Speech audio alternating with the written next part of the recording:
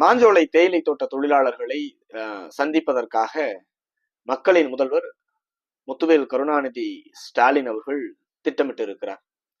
என்ன நோக்கத்திற்காக அவர்களை சந்திக்கிறார், என்ன அவங்க கிட்ட போய் பேச போறாரு, அவர்களின் நோக்கத்தை நிறைவேற்றுவதற்காக அவர் போறாரா அல்லது தங்களுடைய நோக்கத்தை நிறைவேற்றிக் கொள்வதற்காக அங்க போறாரா அப்படிங்கிறது, அவர் சந்தித்து என்ன பேச போகிறார் அப்படிங்கிறத வச்சுதான் தெரிஞ்சுக்க முடியும். இருந்தாலும் ஒருவேளை வெறுமனே அங்க என்ன அவங்களுடைய மக்கள் மனசுல இருக்குது, அவங்களுடைய கோரிக்கை என்ன, அவங்களுடைய துயரம் என்ன, துன்பம் என்ன, அவர்கள் படக்கூடிய இன்னல்கள் என்ன, அவர்கள் என்ன மனநிலையில் இருக்கிறார்கள், அவர்களுடைய எதிர்பார்ப்பு என்ன, இதையெல்லாம் எதுவும் ஆராயாம அண்மையில கூட அவங்களுடைய அமைச்சர் ஒருத்தர் KN நேரு தங்களுடைய சகாக்களோடு பல வாகனங்கள்ல அங்க போய் நலத்திட்ட உதவிகள் வழங்குவதாக வந்திருக்கோம் அப்படின்னு சொன்னாரு. யாருமே அவங்க கலந்துக்கல. வழக்கம் போல அவர்களுக்கு சொம்பு தூக்குற அடிமைகளாக மாறி போன ஒரு 10-13 நபர்கள் மட்டும் அவங்களுடைய கூட்டத்துல கலந்துக்கிட்டாங்க. மற்றபடி போனது எல்லாமே இவங்க ஒரு 20 வண்டியில போய் அவங்கள பூரா உட்கார வச்சுட்டு போட்டோ வீடியோ எடுத்துட்டு வந்துட்டாங்க. ஒருவேளை அந்த போட்டோ வீடியோல எல்லாரும் மாஞ்சோலை மக்கள் எல்லாமே தங்களுடைய அமைச்சர்களுக்கு ஆதரவு தெரிவிச்சு அமைச்சர் சொன்னதை கேட்டுக்கிட்டாங்க நம்பி போறாரா அப்படிங்கிறது தெரியல. ஆனால் அந்த நோக்கத்தோடு அங்கு போனால் நிச்சயமாக மூக்குடைக்கப்பட்டுதான் அவர் திரும்புவார். அதில் எந்த விதமான மாற்று கருத்துக்களும் இல்லை. தாய் 8 அடி பாஞ்சா குட்டி 16 அடி பாயும்பாங்கல்ல, அந்த மாதிரி கால் நூற்றாண்டுக்கு முன்பு அதே தேயிலை தோட்ட தொழிலாளர்கள் கூலி உயர்வு கேட்ட காரணத்திற்காக கருணாநிதி அவர்களால் பலி கொடுக்கப்பட்டாங்க. கால் நூற்றாண்டுகளுக்கு பின்பு அவருடைய துயரம் இன்னும் மாறல. தங்களுடைய வாழ்வாதாரத்தை, தங்களுடைய வாழ்விடத்தை காப்பதற்காக கடந்த 9 மாதங்களாக வேலை வாய்ப்பு இல்லாம பசியும் பட்டினியுமாக கடும் கோபத்தில் அங்க இருக்கிறாங்க. ஏற்கனவே நடந்த அந்த துயரத்தை இன்னும் அவங்க மறக்கல. ஒட்டுமொத்தமாக அந்த குடும்பத்தின் மீது அவர்களின் சாபம் இன்னும் நீங்கல. அந்த ஆத்திரமும் கோபமும் கண்களில் கனலும் அப்படியே இருக்குது.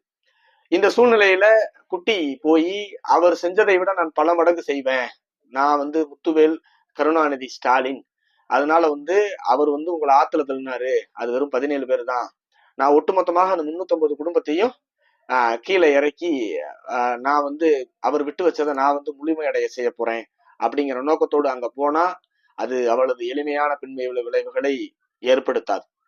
அதே அவர் கருணாநிதி அவர்களுக்கு மற்றும் ஒரு அனுபவமும் மற்றும் ஒரு வரலாறும் இருக்கு. கருணாநிதி அவர்கள் இல்லைன்னா கூட அவரோடு இருந்த பல மூத்தவர்கள், முன்னவர்கள், அமைச்சர் பெருமக்கள் என்ன இருக்கிறாங்க, அவங்கள்ட்ட கேட்டு தெரிஞ்சுக்கங்க.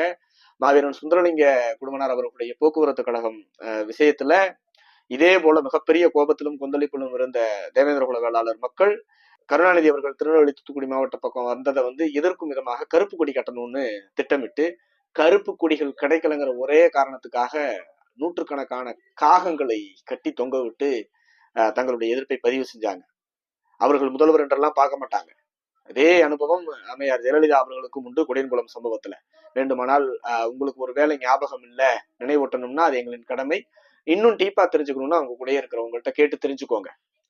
அந்த மலையக மக்களுக்கு அங்கேயே அவர்கள் வாழ வேண்டும் என்கிற கோரிக்கையை நிறைவேற்றுவதாக இருந்தால் உங்களுடைய பயணம் இனிதானதாக அமையும்.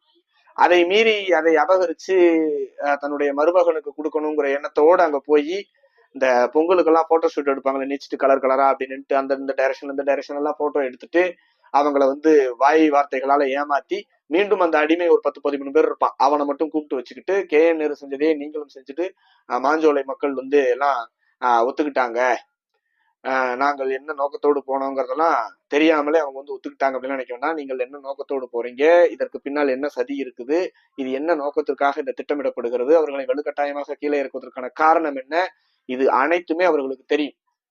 இதற்கு முன்னோட்டமாக வெள்ளோட்டமாக தான் அண்மையில உங்க ஒரு MP புதுக்கோட்டை அப்துல்லா அவர்கள் இருக்காரு இல்லையா, அவரை உங்க பையனுடைய தூண்டுதலின் பேர்ல இந்த போராட்டத்திற்கும் புதிய தமிழுக்கும் சம்பந்தமே இல்லைன்னு சமூக வலைதளங்கள்ல கசிய விட்டு இது பண்ணீங்க. அதுக்கு முறையான ஆவணங்களோடு பதிலடி கொடுத்து அந்த மாதிரியான பேச்செல்லாம் பேசக்கூடாதுன்னு அடிக்கி ஒடுக்கி வச்சிருக்கிறாங்க.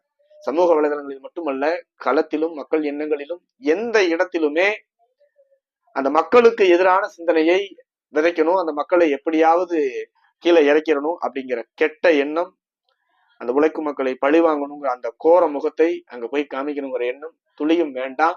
நிச்சயமாக வெறும் மாஞ்சோலை மக்கள் மட்டும் அதற்கான எதிர்வினையை அப்புறம் மாட்ட மாட்டாங்க.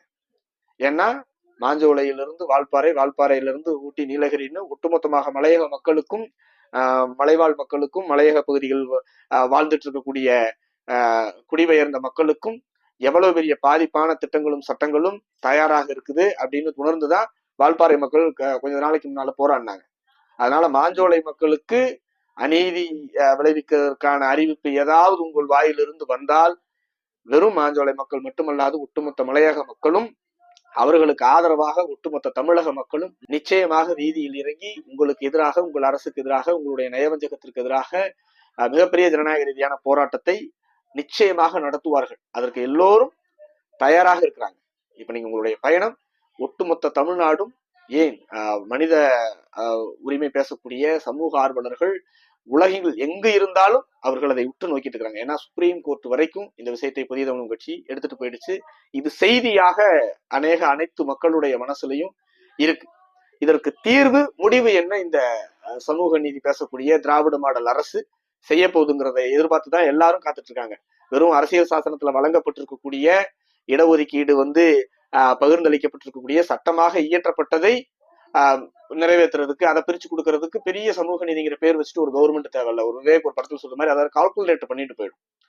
ஆனால் இந்த மாதிரி வாழ்விடங்களை இழந்து தவிக்கிற, வாழ்விடங்களை இழக்க போகிறோம்ங்கிற அச்சத்தில் இருக்கக்கூடிய ஏழை எளிய விளிம்பு உழைக்கக்கூடிய மக்களுக்கு வழங்கப்படுகிற நீதிதான் உண்மையாகவே சமூக நீதியாக கணக்கில் கொள்ளப்படும். அதனால சும்மா வாய் புளித்ததோ மாங்காய் புளித்ததோன்னு இந்த கூட இருக்கக்கூடிய அந்த கோஷ்டிகளுடைய பேச்சை கேட்டுட்டு அவர்களுடைய ரிப்போர்ட்டை வச்சுட்டெல்லாம் நீங்க நிச்சயமா அங்க போய் எந்த முடிவோட, தப்பான முடிவோட போயிடாதீங்க.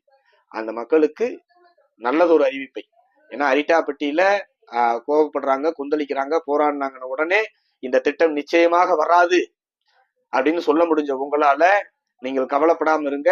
மாஞ்சோலையில இருக்கக்கூடிய மக்கள் அங்கிருந்து கீழே இறக்கப்பட மாட்டாங்க. நீங்க அங்கேயே இருக்கலாம். அது பிரைவேட் கம்பெனி. அந்த கம்பெனி வெளியேறுச்சுன்னா தமிழக மக்கள் நீங்க என்ன பண்ண முடியும்? நீங்க அங்கதான் இருக்கணும். நீங்க அங்க இருக்கக்கூடிய உங்களுடைய வாழ்வாதாரத்தை பெருக்கிக்கிறதுக்கு என்ன திட்டமோ என்ன இதோ அது அரசு செஞ்சு கொடுக்கும் அப்படின்னு தான் நீங்க சொல்லியிருக்கணும்.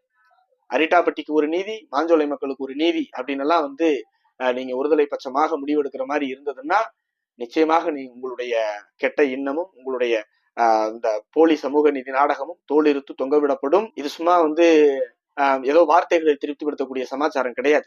ஏன்னால் எல்லா விஷயத்தையும் எல்லாரும் உற்று நோக்கிட்டு இருக்கிறாங்க.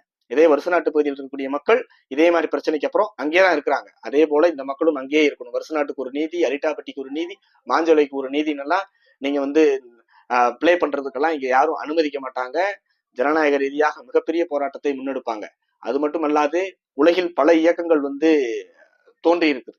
நக்சல்பாரிகள், உதாரணத்துக்கு ஈழத்துல எல்டிடி, இவங்கெல்லாம் ஏன் உருவானாங்கன்னா தங்களுடைய வாழ்விடம் தங்களுக்கு இல்லாம போயிடும், நம்ம வாழ்ற இடத்துல இருந்து நாம துரத்தி அடிக்கப்பட போறோம், விரட்டி அடிக்கப்பட போறோம், நம்ம வாழ்றதுக்கு இடமே இல்லாம குழந்தை குட்டியோட நடுத்தருவுல நிர்கதியாக நிக்க போறோம், நம்மளுடைய எதிர்காலம் கேள்விக்குறியாகும், நமக்கு வேற வழியே இல்லை, அடுத்து என்ன செய்யறதுன்னு தெரியாம முடிச்சுட்டு இருக்கக்கூடிய மக்கள் எடுக்கக்கூடிய முடிவின் வெளிப்பாடாகத்தான் அந்த மாதிரி இயக்கங்கள் எல்லாம் தோன்றுச்சு. அவ்வளவு பெரிய இழப்புகளை சந்திக்க நேரிட்டுச்சு. தான் வாழ்றதுக்கு வழியே இல்லைன்னு போராடக்கூடிய மக்களுக்கு உங்களுடைய அதிகார ஜம்பத்தை, உங்களுடைய அதிகார மமதையை போய் உங்களுடைய போலி வார்த்தைகளால் போய் பேசி ஏமாத்தலன்னு நினைக்காதீங்க. அவர்கள் கேட்பது நாங்கள் இருக்கும் இடத்திலேயே வாழ்றோம்னு தான். நீங்க அங்கேயே இருங்கன்னு சொல்றது மட்டும்தான் அவர்கள் கேட்கக்கூடிய கேள்விகளுக்கும் அவர்கள் கேட்கக்கூடிய கோரிக்கைகளுக்கும் விடையாகவும் பதிலாகவும் தீர்வாகவும் இருக்கும். அந்த நல்ல முடிவோடு போங்க, நல்லபடியா வாங்க.